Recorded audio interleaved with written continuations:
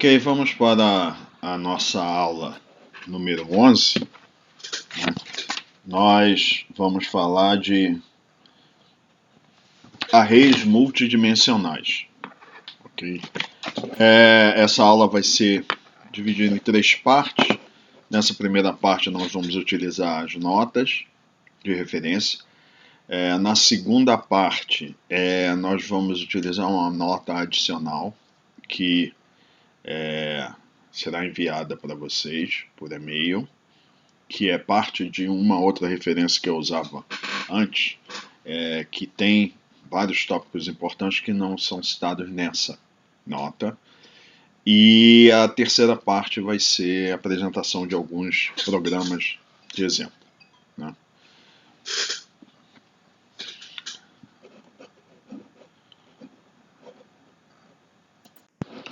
Então vamos iniciar aqui no capítulo 14 das notas, né?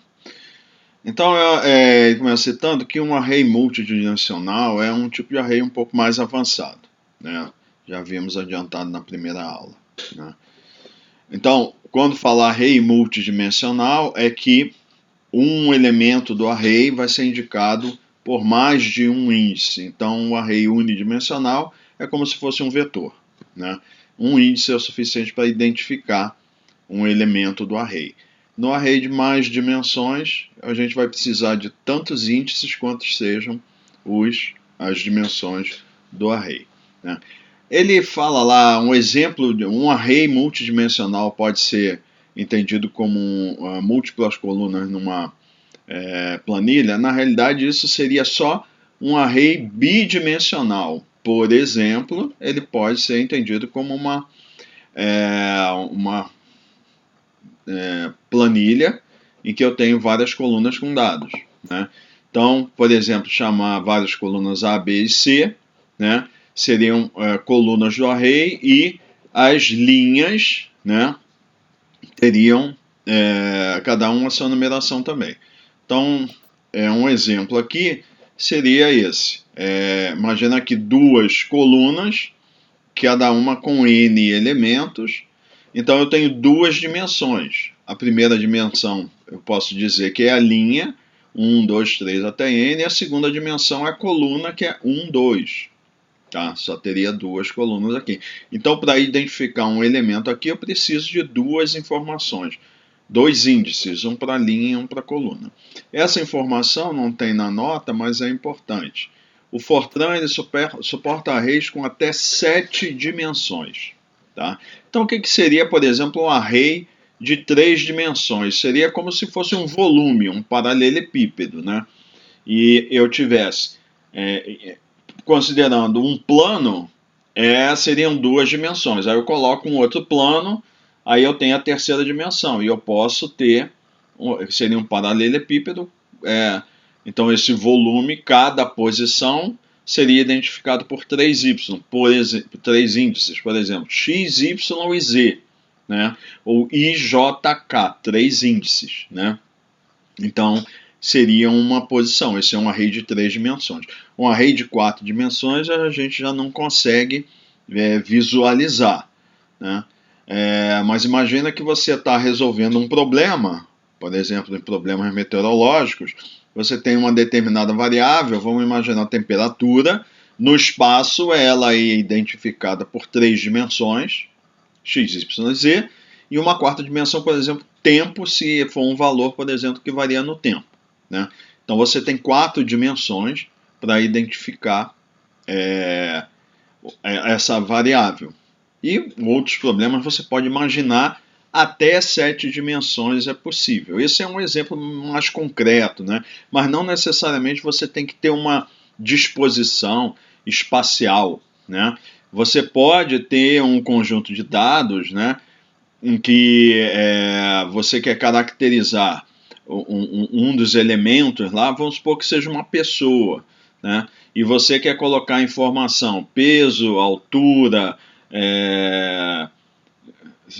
idade, sexo e grau de instrução, sei lá. Então, você tem aqui 5 dimensões. Você pode caracterizar uma pessoa com essas 5 esses 5 atributos que poderia ser identificado como 5 dimensões. Tá? Algo assim. Né? Então,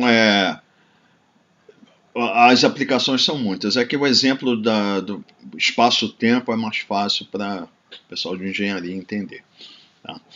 Então, vamos prosseguir aqui. Para especificar um array, então a sintaxe requer então o índice ou subscrito, né? Quando eu quero acessar ou identificar um determinado elemento do array, quando eu quero acessá-lo, né? Então, para 2 dimensões, aí sim, agora ele está colocando da forma certa. Eu vou ter aqui o nome do array e vou ter 2 índices, né? Vamos supor que o nome do array seja ARR, como está aqui. E esse elemento aqui está na primeira linha e na primeira coluna. Esse elemento aqui está na segunda linha, primeira coluna. Esse, terceira linha, primeira coluna, e assim sucessivamente. Aqui é primeira linha, segunda coluna, segunda linha, e assim sucessivamente. Então, o que a gente, em geral, adota como uma referência é que primeiro elemento, a primeira dimensão em arrays bidimensionais, primeiro é linhas, segunda coluna. E aqui está colocado aumentando para baixo, mas isso tudo é arbitrário. Você pode convencionar na sua aplicação que a primeira linha é coluna, a segunda é linha, e se for um array de 3 dimensões e que você não está falando de nada que é espacial, não necessariamente você tem que ter uma referência espacial para isso. Isso é uma convenção. O importante é que se você definir, eu quero que o primeiro índice seja coluna e o segundo índice, mantenha-se consistente se isso depender dessa informação do ponto de vista, por exemplo, espacial. Tá? Grades cartesianas, por exemplo, a gente começa, em geral, coloca aqui, então, seguindo aqui o mouse, está vendo, eu ponho a minha origem aqui e eu aumento, posso colocar um índice I variando na direção X e o índice J variando na direção Y. Então está aumentando de baixo para cima. Isso é uma convenção. E eu posso começar aqui com primeira posição 1, 2, 3. Não importa. O que você tem que sempre ter atenção é manter consistência. Se você vai começar a colocar, está tratando de assunto, por exemplo, seja uma grade espacial, e quer definir tua origem aqui no canto inferior esquerdo, mantenha essa referência para todos os arrays que estejam associados a essa disposição espacial. É importante só ter cuidado de manter essa consistência. Então, por default, o primeiro elemento é igualzinho. Então, isso tudo aqui é tudo análogo ao array de uma dimensão, só que agora a gente tem mais dimensões. Então, primeiro elemento vai ser índice 1, segundo índice 2, assim sucessivamente. Né? Então, o default é que o primeiro número da extensão seja sempre 1. Mas eu posso modificar se a considerar adequado. Para declarar um array multidimensional, semelhante ao que a gente viu com o array unidimensional, todos os arrays têm que ser declarados antes do uso, e o tipo do array, ou seja, se ele vai ser do tipo inteiro, real, caractere, etc., ele é definido pelo tamanho ou dimensão, o tipo e o tamanho, ou, novamente aqui não é dimensão, mas extensão, ok? Então, a gente tem que definir o tamanho, né? Podemos declarar os arrays aqui também como estáticos ou dinâmicos. A declaração estática, então, quer dizer que o tamanho ou extensão, não dimensão, mas extensão dos arrays tem que ser definidas inicialmente. Então, cuidado, porque a dimensão do array a gente sempre tem que saber antes de começar a trabalhar. Agora, a extensão é que ela pode pode variar, mas a dimensão a gente sempre tem que saber a priori. Né? Então, a extensão do array, ou tamanho de cada dimensão, no caso da declaração estática, tem que ser conhecido antes do programa ser compilado. Depois que foi compilado com aquela definição, a gente não pode mais modificar. Então, a forma geral de declaração é tipo, vírgula, dimension, e vai ver se todos esses arrays aqui, todos tiverem a mesma dimensão, mesmo número de dimensões e extensões, eu só preciso declarar uma vez e depois eu só coloco os nomes. Então, dimension, a primeira extensão e segunda extensão. Tem que ter cuidado que todos os exemplos que ele dá aqui, se eu não me engano, é tudo array bidimensional, mas isso pode ter até 7 dimensões. Então, que é mais comum a gente trabalhar com 2 dimensões, mas não se restringe a isso. Tá? Então, aqui pode ter mais extensões, aí 2 pontos, nome 1, nome 2, etc., nome n. Tá? Onde o tipo é o tipo de dado, se é que vai ser armazenado no array, se é inteiro, real, etc. Né? A declaração dimension especifica o tamanho, e nome 1, nome 2, nome n, etc., são os nomes dos diversos arrays. Então ele quer declarar, por exemplo, um array dimensional 100 por 100, que é para armazenar valores inteiros. Então ele põe integer, né, dimension 100 por 100, 100,100, 2 pontos, num zoom. Então ele cria um array num zoom que vai ter 100 linhas e 100 colunas. Eu estou usando aqui a definição normal, né? Ou seja, 10.000 elementos que vão sustentar valores inteiros. Uma observação importante, as extensões podem ser diferentes em cada dimensão. Ele dá os exemplos também, ele só dá exemplo aqui que a gente poderia associar um array bidimensional a uma matriz. Então ele só está exemplo de matriz quadrada, 100 por 100, 50 por 50, não é obrigatório. Eu posso ter um array 100 por 200, 1000 por 2, não importa. Depende do problema que eu estou resolvendo. Eu vou adequar as dimensões e extensão do array para aquilo que eu preciso. Né? Então, nesse exemplo, ele diz a extensão de cada dimensão é 100 e em cada uma das 2 dimensões os índices vão variar de 1 até 100. Né? Esses limites de extensão nós também podemos modificar. Né? Por exemplo, eu não quero que comece em 1, eu quero que comece em 0. Né? Então eu posso declarar a dimensão 0 dos pontos 100. Tá? Então sempre vai ser assim. Se no caso de um array de 2 dimensões, aí ele bota aqui um inteiro menor, 2 pontos inteiro maior, vírgula, inteiro menor, 2 pontos inteiro maior. Então, por exemplo, se apenas um número for especificado, o primeiro inteiro menor será 1. Quando ambos são especificados, o menor e o maior, a dimensão vai abranger desde o número menor até o número maior, incluídos. Né? Então, ele está declarando aqui um array de nome range, do tipo inteiro, integer, com dimensão dimension, com extensões. Na primeira dimensão 0 a 9, na segunda 0 a 9. Tá? Então, ele vai ter 10 elementos na primeira dimensão e 10 elementos na segunda dimensão. Tá? Então ele diz, os índices variam de 0 a 9, inclusive, o primeiro e o segundo. Né?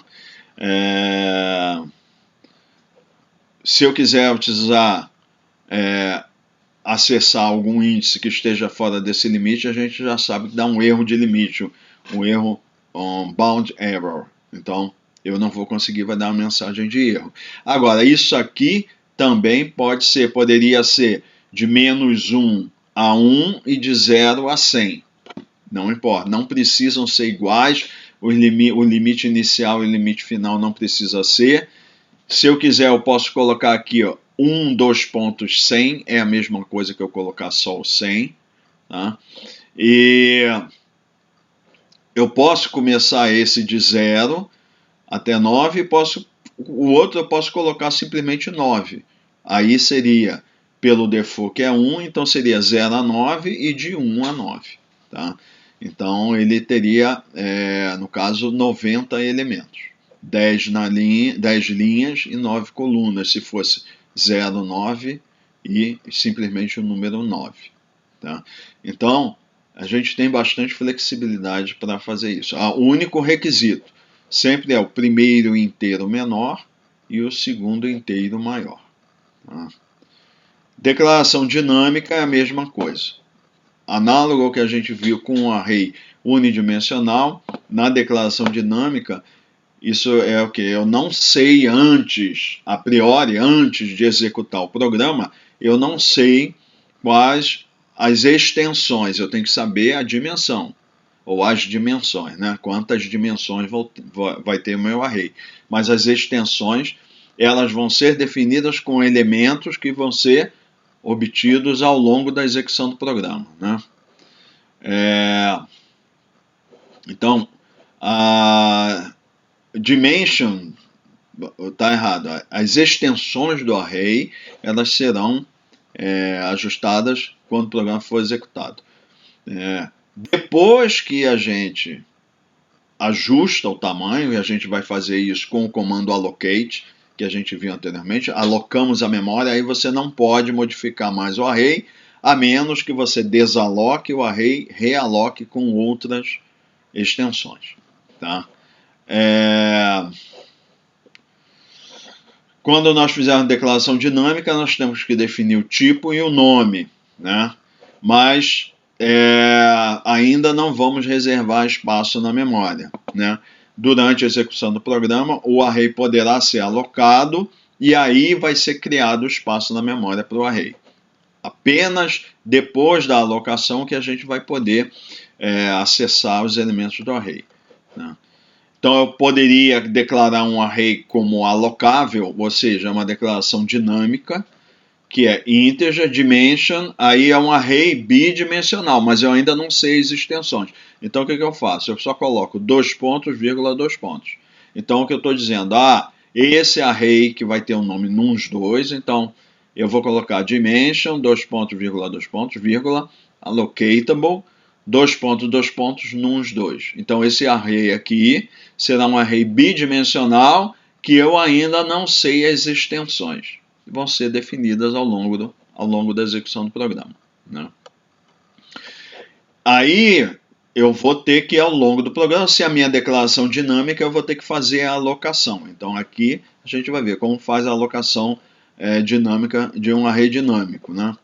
Então, para alocar espaço de memória para o array, eu tenho que usar a declaração allocate, né? Então, primeiro eu declaro ele como allocatable, alocável, e depois, ao longo do programa, onde for necessário, eu faço a alocação. Não é obrigatório que eu tenha que fazer a alocação imediatamente após declarar, vai depender da execução do meu programa. Então, nós vimos no exemplo na aula anterior, na aula 10, no exemplo do array unidimensional, eu declarei o array como alocável e fiz várias operações antes de leitura, contagem, etc. Depois que eu tive a informação que eu precisava, aí eu fiz a alocação do array, né? Então, na forma geral de alocação, eu vou usar o comando allocate, então vai vir entre parênteses, e exatamente igual. Eu venho o nome do array, né, e seguido da dimensão do array. E aqui eu posso utilizar, né, a variável de status. Na realidade, aqui deveria vir entre parênteses, né? Allocate, o nome do array, as extensões entre parênteses, e eu posso usar uma variável de status da mesma forma que o array unidimensional.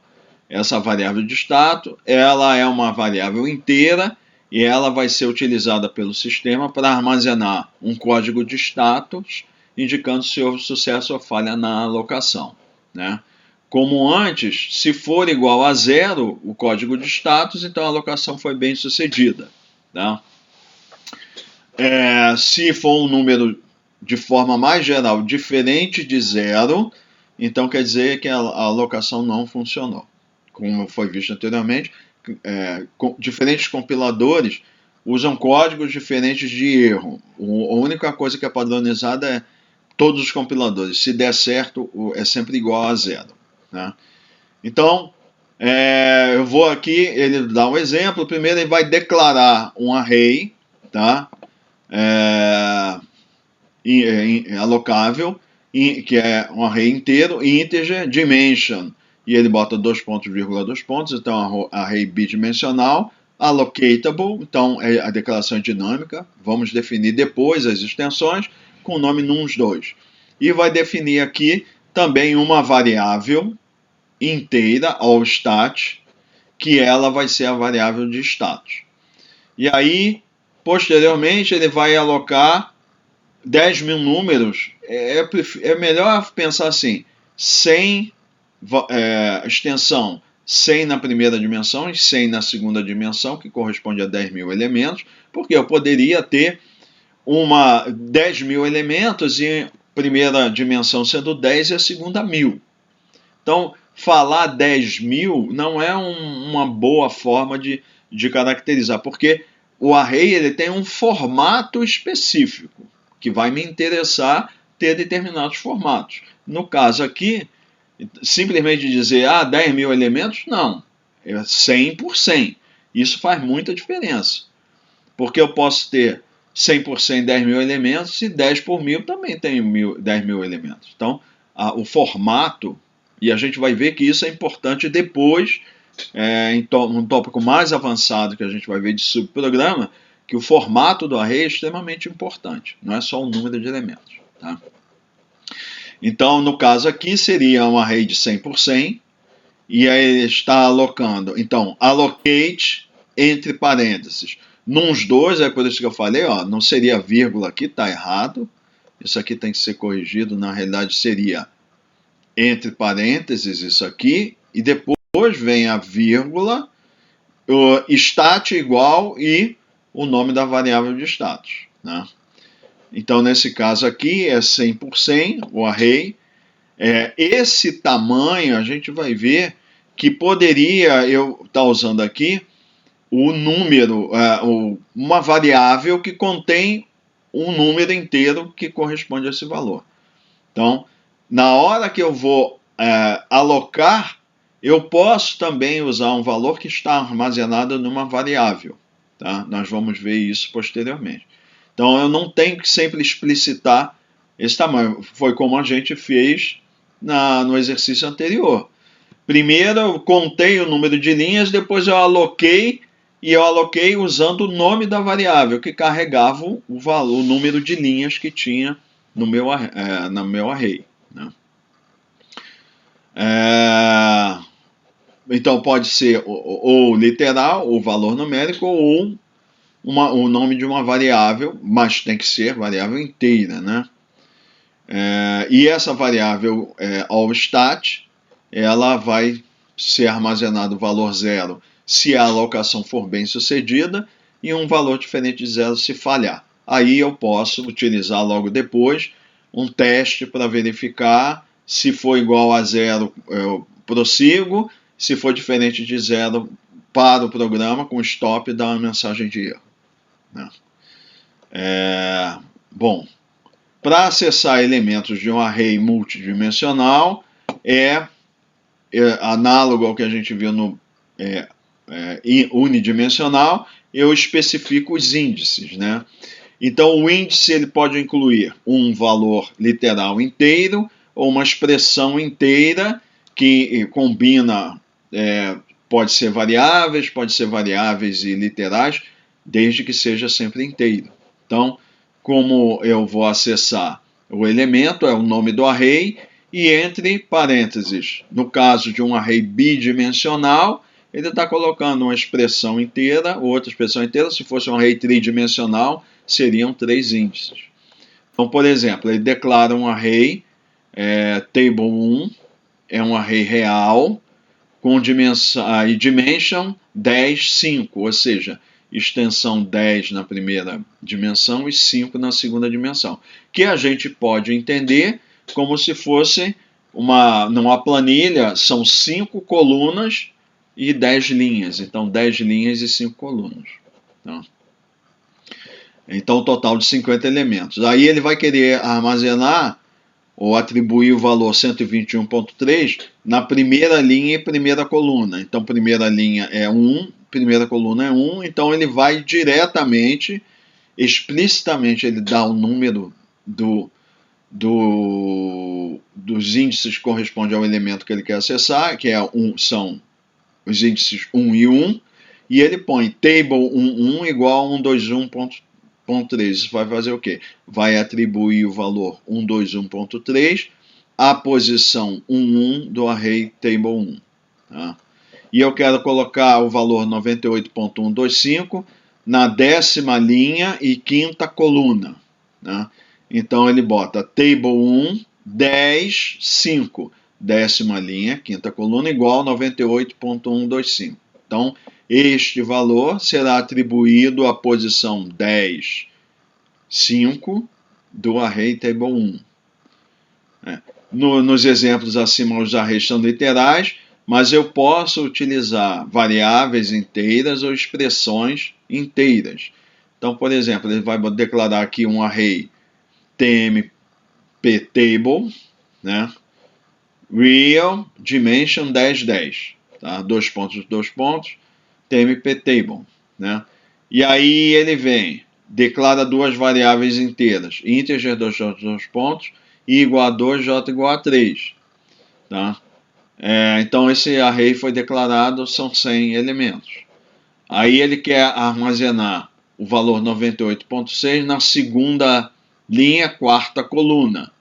Então ele pode botar tmptable, entre parênteses, o primeiro índice, ele quer a linha 2, por acaso aqui a variável i está com o valor 2 armazenado, ele põe o i, o próprio i. Então o que vai fazer? O compilador vai lá, lê o conteúdo da variável i, que corresponde ao número 2, atribui aqui o valor 2.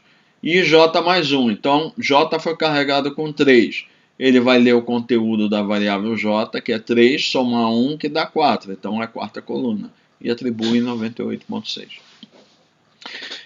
Agora, para acessar esse mesmo elemento, retirar, subtrair 3 e colocar o resultado de volta na mesma posição, ele pode fazer o seguinte: tmptable ij mais 1, já que ele não mudou o conteúdo de ij, continuam os mesmos valores, que seriam 2 e 4, igual tmptable ij mais 1 menos 3. Então o que ele vai fazer?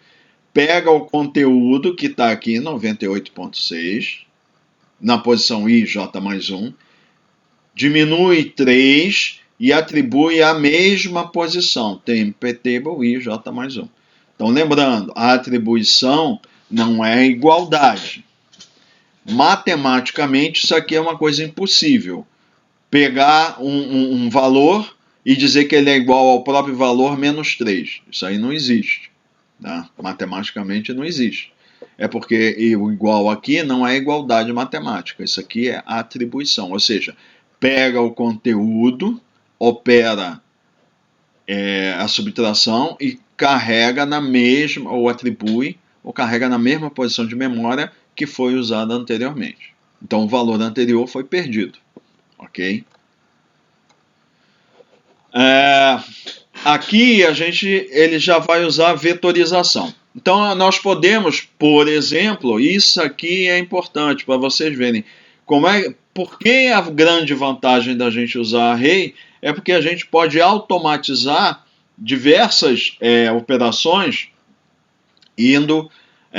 usando o loop, estrutura do loop, para varrer o que a gente chama, varrer o array, ou seja, ir correndo o array as posições que nos interessam, né, e realizar as operações que a gente considera necessárias. Então, por exemplo, ele quer aqui atribuir o valor 0.0 para todos os elementos de um array bidimensional. Então o que ele vai fazer aqui? Ele vai fazer isso daqui, a gente chama nest loop, isso daqui chama-se loop aninhado. Eu já mencionei isso anteriormente. Que é o quê? Um loop, ó, tem do j igual a 1 até 10, end do, é um loop dentro de outro loop. Então isso aqui chama aninhamento de loop. Nest é ninho, né? Então, vamos lá, como é que ele vai fazer isso? Ele vai atribuir o i, vai ser o primeiro índice, e j o segundo índice. Lembra que eu falei anteriormente para vocês? Ah, o pessoal da antiga, né? Quando dá aquela da atribuição implícita de tipo, era i, j, k, coisa e tal, a gente usava a letra, eram atribuídos inteiros, e para as outras, né, letras era real. Aí a gente acostuma, e isso vem, tradição vem passando para o pessoal que não pegou essa fase, né, não utilizava isso, mas isso vocês vão encontrar na maioria das referências, o pessoal sempre procura usar isso aqui. Índices inteiros, então a gente bota I, J, K, L, M, N. Né? Então no caso aqui, ó, ele vai fazer do I igual a 1 até 10, né? E aí dentro vai fazer do J igual a 1 até 10, e aí ele vai carregar TMP table, o elemento IJ igual a 0. Então o que vai acontecer? Ele vai fazer I igual a 1. Aí, agora ele vai fazer o J igual a 1 até 10. Então, TMP table vai, na primeira passagem do loop aqui, vai ser elemento 1 igual a 0. Aí ele mantém fixo 1 e vai correr de 1 até 10 no J. Então vai ser TMP table 1, 2, continua, 3, 4 até 10. Terminou esse loop, ele sai do loop, volta para o loop externo. Aí ele vai fazer I igual a 2. Aí ele retorna o J, volta para o 1. Aí ele vai fazer temp table 2, 1, 2, 2, 2, 3, 2, 4, 2, 5 até o 2, 10. Vai igualar cada um desses elementos a 0. Atribui 0 a cada um dos elementos. Continua, vem para cá, termina o do, volta para esse aqui. I igual a 3. Aí ele vai do J igual a 1 até 10. Aí vai fazer TMP table 3, 1, 3, 2, 3, 3 até o 3, 10. E vem, volta, vai fazer isso até cobrir ou varrer ou percorrer todos os elementos do array. Tá? Isso aqui chama-se método de acesso lexicográfico também. Isso aqui é importante em certos métodos numéricos, a sequência com que você acessa os elementos do array, em certos métodos numéricos faz diferença. Nós não vamos ver isso. Isso aí em outras disciplinas de método numérico a gente aborda. Tá? Mas isso aqui é o que chama método lexicográfico, que é seguir a numeração de acordo com a dimensão, a numeração sequencial. Tá? Então, isso é uma forma de a gente carregar o array elemento a elemento. Isso daí a gente fazia antigamente. Porque quando é o caso aqui de todos os valores são iguais a 0, então a gente vai usar a vetorização que entrou no Fortran 90, que é o quê? Eu posso carregar ou atribuir o valor 0 em todos os elementos do array usando só isso aqui, ó, TMP table, o nome do array igual a 0. Quando eu faço isso, ele vai usar a vetorização, ou seja, ele pega e atribui 0 a todos os elementos do array. Isso aqui ganha muito tempo em relação a isso aqui. É muito mais rápido você trabalhar internamente, a CPU vai gastar muito menos tempo fazendo isso do que isso. Ah, mas isso é um array 10 por 10, professor. Pois é, mas podia ser um array 1000 por 1000. Aí você ia gastar muito mais tempo aqui do que fazendo isso. Tá? Então, essa é uma forma, mas só vai valer quando eu estiver carregando todos os valores iguais. Tá? E ele diz aqui, os elementos do array podem ser acessados tantas vezes como eu quiser, qualquer elemento que eu quiser. Então esse é um exemplo de um loop aninhado que a gente vai utilizar isso muito em programação, em diversas aplicações, que é a combinação de estrutura de array com estrutura de controle de loop, é que dá para a gente muito recurso de processar muito dado de uma forma eficiente, ganhando tempo. Ok?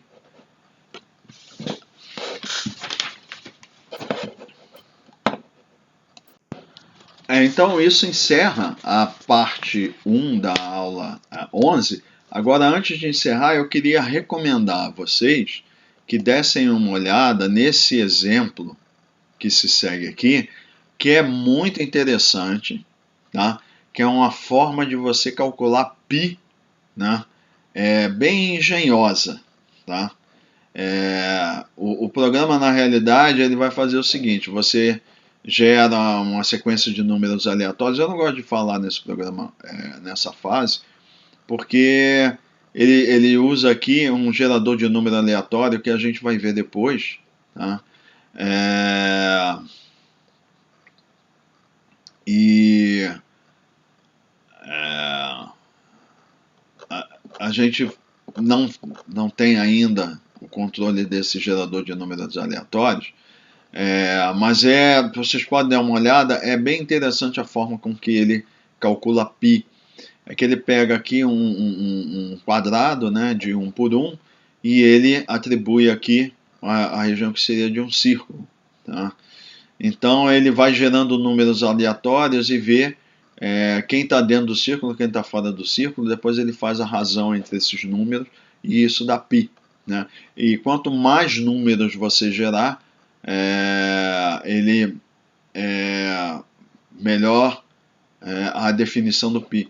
Aí ele diz aqui que acessa uma subrotina que gera números aleatórios. Nós vamos ver essa subrotina e vamos utilizá-la. Tá? Mas se quiserem dar uma olhada, vão ver que é bem interessante esse programa aqui. Tá? Então, com isso, então eu reitero a recomendação que eu fiz, embora a gente não cubra tudo que está na nota, mas vocês leiam a nota toda, tem mais exemplos, no final tem exercícios, né? Então é interessante que vocês leiam esse material todo aí. Ok? Então isso encerra a parte 1 e na parte 2 da aula 11 a gente vai ver a nota que será enviada para vocês.